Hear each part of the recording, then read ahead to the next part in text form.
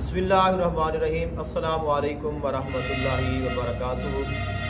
माह रमज़ान मुबारक में हमें ज़्यादा से ज़्यादा जो वज़ाइफ हैं वो करने चाहिए। जिस तरह कुछ लोग सूरज ग्रहण में या चाँद ग्रहण में वजीफ़ा करते हैं, वो कहते हैं कि हम अगर ज़कात अदा नहीं कर सकते, यानी अगर कोई शख्स 10 दिन 7 दिन या 10 दिन 21 दिन या 41 दिन का वजीफ़ा नहीं कर सकता, वो सूरज ग्रहण में या चाँद ग्रहण में एक ही दफ़ा अमल कर ले तो उसके अमल की ज़कात अदा हो जाती है। तो ये ठीक है, ये आमिलीन की एक राय है। और बहुत सारे ऐसे लोग हैं जो सूरज ग्रहण में या चाँद ग्रहण में अपने अमाल करते हैं, वज़ाइफ करते हैं और उनकी ज़कात अदा करते हैं, लेकिन इसका हमारे पास ना तो कोई कुरान से सबूत है, ना ही हमारे पास कोई अहदीस नबवी सल्लल्लाहु अलैहि वसल्लम से सबूत है।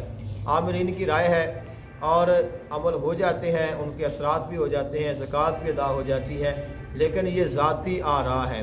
माह रमज़ान मुबारक का जो महीना है, इसकी ये ख़ासियत है कि इसके दलाइल, इसके फ़ज़ाइल, इसके कमालात और इसकी शान में, अज़मत में, इसकी फजीलत में हमारे पास कुरान पाक से सबूत भी मौजूद है और हमारे पास अहादीस नबवी सल्लल्लाहु अलैहि वसल्लम से दलाइल भी मौजूद है। तो इसलिए अगर आप ये चाहते हैं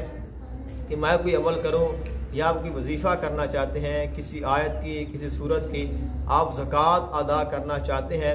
तो ये ज़रूरी है कि आप माह रमज़ान मुबारक में ये अमल करें, क्योंकि आम दिनों की निस्बत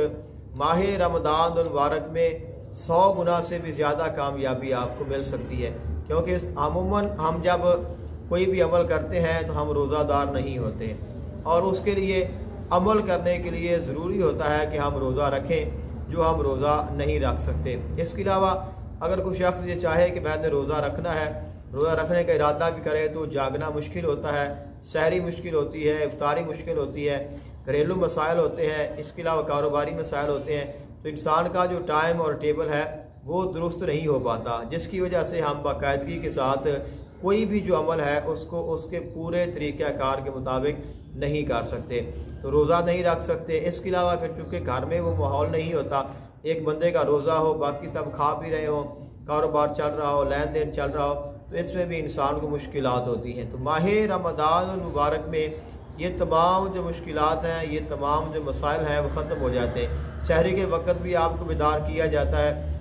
और इफ्तारी का बाकायदा एहतमाम भी किया जाता है। इसके अलावा तकरीबन जितने भी घर के अफराद होते हैं वो सब रोज़ा रखने की कोशिश करते हैं और सब इफ्तारी भी करते हैं। जो रोज़ा नहीं रखते वो भी बेदार हो जाते हैं, इफ्तारी के वक़्त जमा हो जाते हैं, यानी कि घर में एक माहौल बन जाता है कि इंसान सहरी और इफ्तारी भी कर सकता है। अब अपना भी रोज़ा होता है, दूसरों का भी रोज़ा होता है, और रोज़ा में जो टाइम और टेबल है वो भी आम दिनों से हटकर एक तरह से सेट हो जाता है, तरतीब के साथ हो जाता है, इंसान उसमें चलना शुरू हो जाता है। और फिर इसमें ख़ास ये बात होती है कि आम दिनों में हमारे लिए तहज्जुद की नमाज़ पढ़ना बहुत मुश्किल होता है, लेकिन माह रमज़ान मुबारक में हर बंदा बआसानी तहज्जुद पढ़ सकता है, क्योंकि उसने सहरी के वक़्त उठना है, जब बेदार हो गया, अब वज़ू करना है, उसके बाद नफल पढ़ने हैं, तो नमाज़ तहज्जुद जो है वो अदा हो जाएगी। तो इसलिए ज़रूरी है कि आप माह रमज़ान मुबारक में ज़्यादा से ज़्यादा अमाल करें,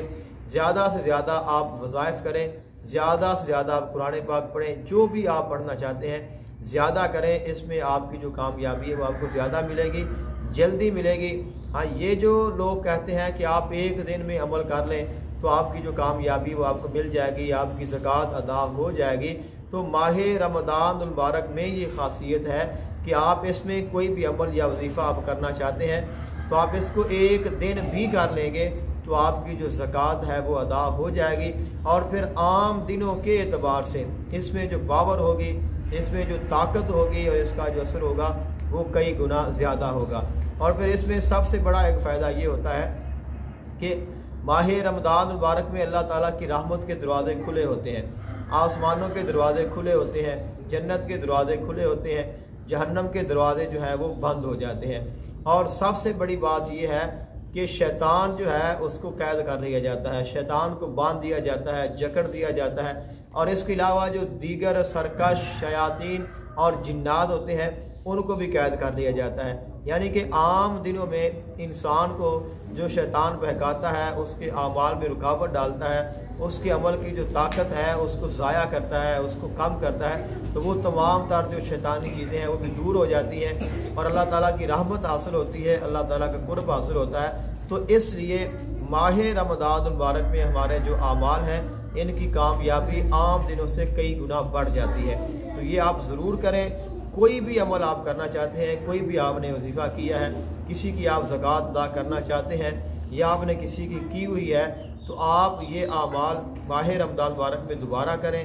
कोई भी अमल करें, यानी कि सूरज गिरान, चाँद गिरान, इसके अलावा जितने भी लोगों ने दिन या रात या टाइम बना लिए हैं, सब टाइमों से, सब दिनों से, सब महीनों से, सब वक्तों से जो कीमती और आला है वो माह रमज़ान मुबारक है। तो इसमें आप ज़रूर वजीफ़ा करें। इंशाअल्लाह अगर आप 7 दिन 11 दिन कर लेंगे तो माशाअल्लाह, लेकिन अगर आप कोई भी वजीफ़ा है उसको एक दफ़ा भी कर लेते हैं तो इंशाअल्लाह ये ज़िंदगी भर के लिए आपके लिए काफ़ी हो जाए।